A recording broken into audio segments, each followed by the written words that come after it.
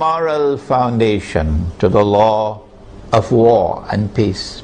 And that moral foundation is that you do not launch wars unless there is a just cause for it. Iran has not done anything, and so an attack on Iran would be unjust war.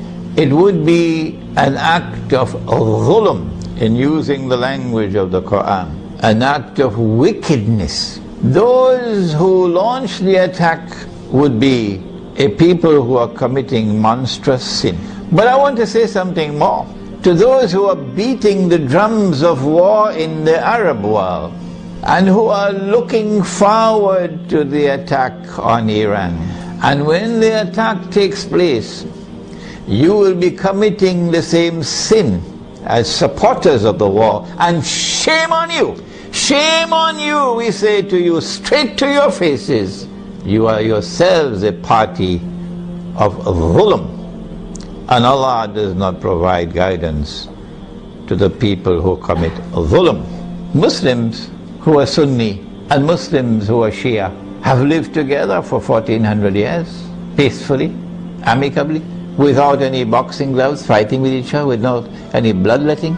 And it is strange that at a time when the Zionists are about to move to their final stage of the mission, there should come this strange drum beating from that version of Islam with great hostility to the Shia.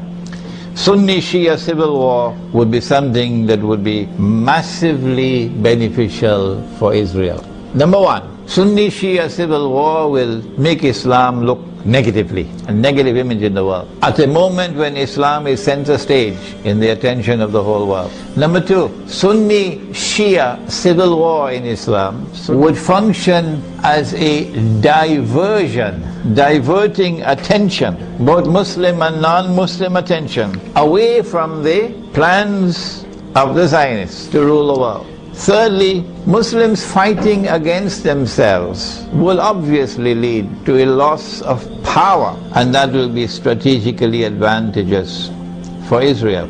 Sunni Muslims must follow the guidance of the Quran and not follow CNN and Al Jazeera. And you must support the victim of aggression, even if the victim of aggression is not your friend.